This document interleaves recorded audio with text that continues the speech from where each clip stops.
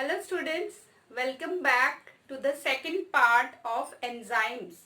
Okay, so in this section आप आज हम लोग बाकी के टॉपिक्स जो एंजाइम से रिलेटेड है, जो बहुत ही इम्पोर्टेंट है नीट के लिए, वो डिस्कस करते हैं. So let's get started. So first हमारा है केमिकल रिएक्शन. अभी जो टॉपिक देखेंगे केमिकल रिएक्शन. केमिकल रिएक्शन आप लोग जानते ही हो. केमिकल रिएक्शन इज, उसमें क्या होता है, या तो बॉन्ड्स ब्रोकन, बॉन्ड्स टूटते हैं, या फिर न्यू बॉन्ड्स फॉर्म होते हैं. तो केमिकल रिएक्शंस में bonds are broken and new bonds are formed. Okay, so rate of a reaction, कोई भी केमिकल या फिजिकल कुछ भी चेंज हो रहा है, उसका rate, so rate of that reaction depends on, किसके ऊपर डिपेंड करता है, product and time. So rate of a reaction is amount of product formed per unit time.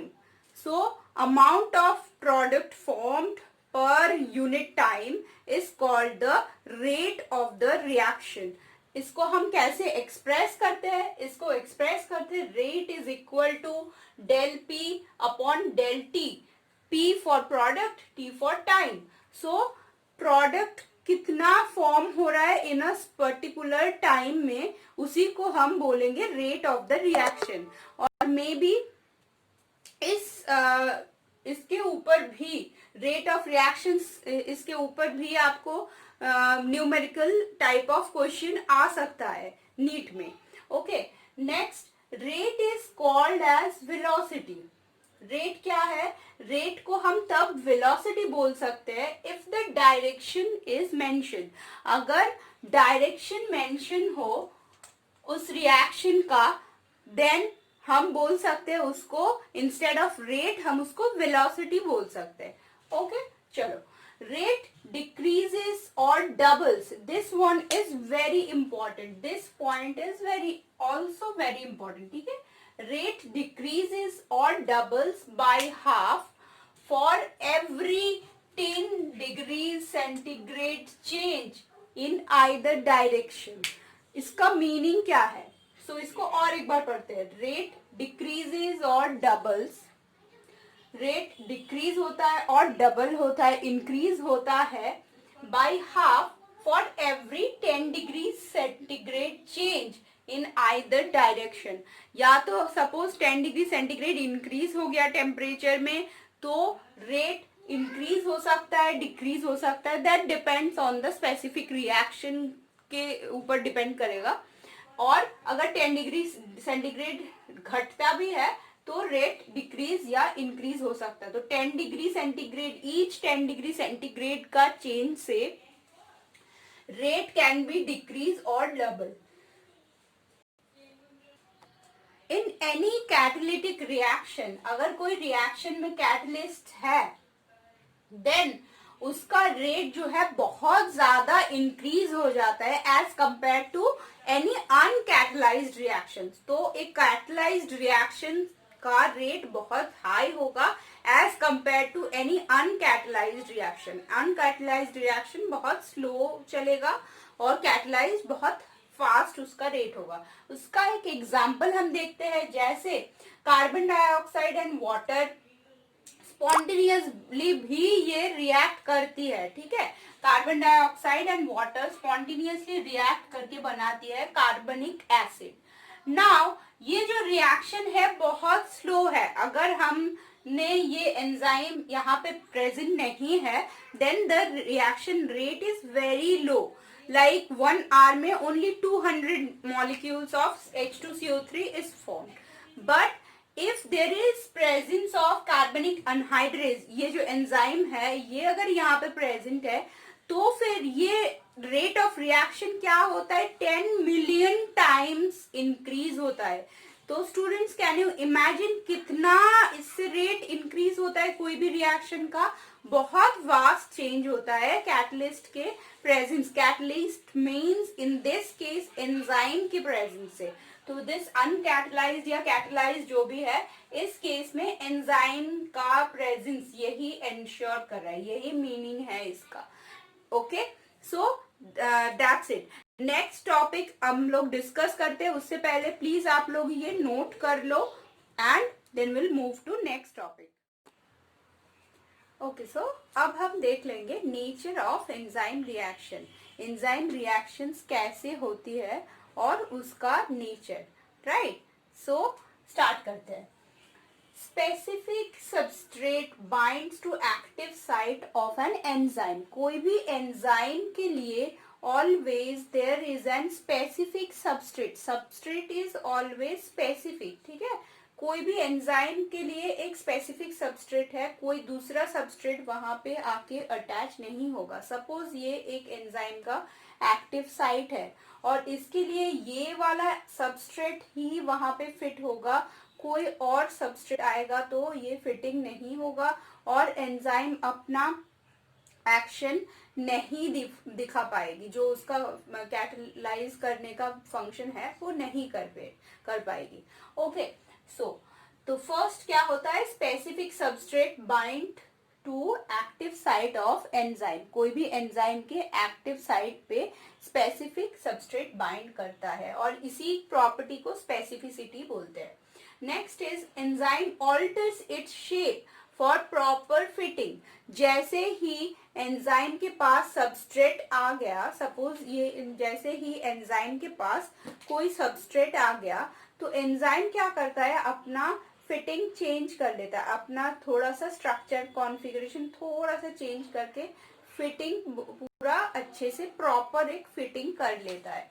So shape थोड़ा चेंज करके प्रॉपर फिटिंग कर लेता है और उससे बाद जो बनता है उसको एंजाइम सबस्ट्रेट कॉम्प्लेक्स बोलते हैं. हम एंजाइम सबस्ट्रेट कॉम्प्लेक्स को ES से डिनोट करते हैं. जैसे एंजाइम को E से डिनोट करते हैं, सबस्ट्रेट को S से डिनोट करते हैं, वैसे enzyme substrate complex which is a transient complex उसको ES से डिनोट करते हैं.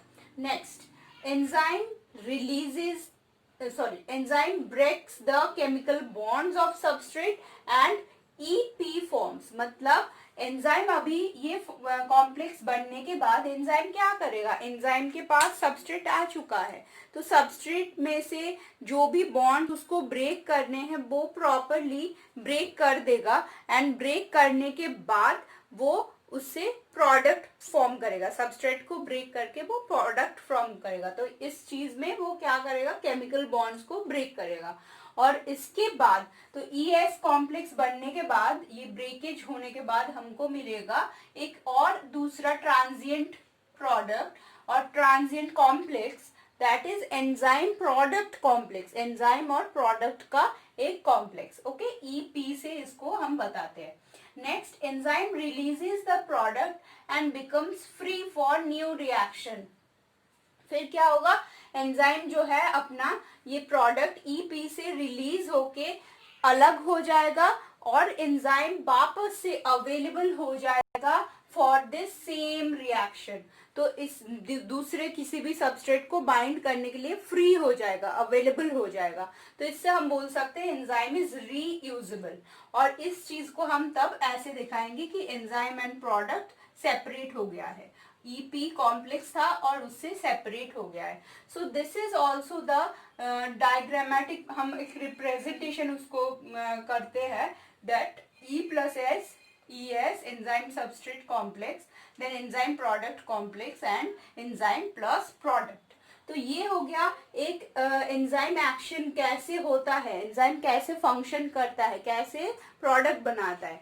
इसके बाद हम देखेंगे एंजाइम एक्शन में एक बहुत इंपॉर्टेंट पॉइंट है एक्टिवेशन एनर्जी. एक बहुत इंपॉर्टेंट टर्म आता है एक्टिवेशन एनर्जी. ठीक है, तो एक्टिवेशन एनर्जी क्या है वो देखते हैं पहले. So the external supply of energy needed for start of a chemical reaction. कोई भी केमिकल रिएक्शन को स्टार्ट कराने के लिए एक्सटर्नली एक एनर्जी सप्लाई की जरूरत होती है. क्यों होती है, because most of the reactions do not start because the reactants have an energy barrier.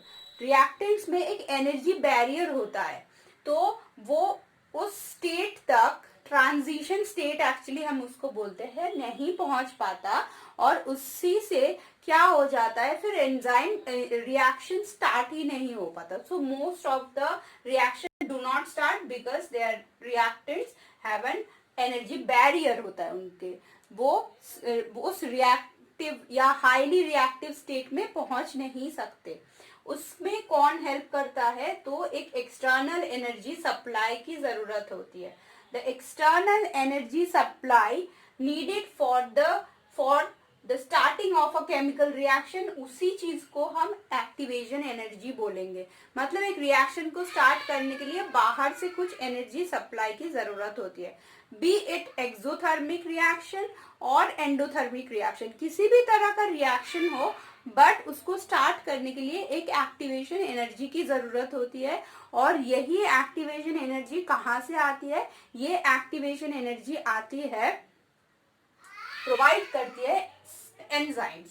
Okay, now अभी हम अगर एंजाइम रिएक्शन को एक चार्ट या ग्राफिकली उसको प्लेस करते हैं, देन हम क्या देखेंगे. सपोज एक्स एक्सिस में हमने प्रोग्रेशन ऑफ द रिएक्शन को प्लेस किया है और वाई एक्सिस में पोटेंशियल एनर्जी को प्लेस किया है. तो आप देख सकते हो यहाँ पे क्या हो रहा है. ये जो लाइन है ये सबस्ट्रेट का एनर्जी लेवल है. पोटेंशियल एनर्जी सबस्ट्रेट में कितना है इसको डिनोट किया है. P फॉर यहाँ पे हमने प्रोडक्ट को डिनोट किया है, तो प्रोडक्ट का पोटेंशियल एनर्जी लेवल बहुत कम है, सबस्ट्रेट का उससे ज्यादा है. बट सबस्ट्रेट टू, तो इससे समझ में क्या आ रहा है, सबस्ट्रेट टू प्रोडक्ट का एनर्जी डिफरेंस क्या है. सबस्ट्रेट हायर लेवल पे है, प्रोडक्ट लोअर लेवल पे है. तब आप ये लोग पूछोगे कि फिर why not, substrate to product तो नीचे है, तो फिर ये इजीली क्यों नहीं हो पाता, हमको एंजाइम्स की क्या जरूरत है. तो the reason is because substrate को प्रोडक्ट बनाने के लिए एक ट्रांजिशन स्टेट में जाना पड़ता है और that transition state is actually high energy state होता है. सबस्ट्रेट को एक हाई एनर्जी स्टेट पे होके फिर प्रोडक्ट वो बना सकता है, तो इसको हम ट्रांजिशन स्टेट बोलते हैं. और this transition state for every reaction is at the higher potential energy than the substrate. Okay, so अभी ये जो एक्टिवेशन एनर्जी का यहाँ पे हमने डेफिनेशन बताया, ये डेफिनेशन को हम और थोड़ा मॉडिफाई कर सकते हैं. देखो, difference in average energy content of substrate from that of transition state is activation energy. So substrate का जो potential energy है और transition state का जो energy है, दोनों में जो difference है that is activation energy. उसी को हम activation energy बोलेंगे. और ये activation energy कौन supply करेगा, enzyme supply करेगा. यहाँ से और better देखो, तो first वाला, ये ऊपर वाला जो line है that is activation energy without enzyme. अगर एंजाइम के अलावा, विदाउट एंजाइम अगर वो रिएक्शन चल रहा है, देन उस रिएक्शन को कंटिन्यू करने के लिए कितना ज्यादा, मतलब स्टार्ट करने के लिए कितना ज्यादा एनर्जी की जरूरत होगा. और अगर एक्टिवेशन एनर्जी आप यहाँ पे देख सकते हो विथ एंजाइम कितना छोटा है, कितना कम है और कितना पहले वो अचीव हो रहा है due to the presence of enzyme. So यहाँ से क्लियरली आई थिंक आप लोग समझ सकते हो दैट एक्टिवेशन एनर्जी का difference between presence of enzyme and absence of enzyme. Absence of enzyme में उस सबस्ट्रेट को बहुत ज्यादा एनर्जी, हाई एनर्जी स्टेट पे जाना पड़ता है, तब जाके वो प्रोडक्ट बनाता है. बट जब एंजाइम होगा तो उतना हाई एनर्जी स्टेट में नहीं जाना पड़ता, उससे लोअर होता है ट्रांजिशन स्टेट एंड इजीली वो अचीव कर सकता है with the help of enzyme. तो that is I think activation energy. आपको क्लियर हुआ है यहाँ से. If there is any doubt आप लोग कभी भी कमेंट में मुझको पोस्ट कर सकते हो, आई विल एक्सप्लेन. ओके, सो हम लोग फिर नेक्स्ट टॉपिक पे डिस्कस करेंगे. आप इसका स्क्रीनशॉट और नोट बना लो, then will move to next topic.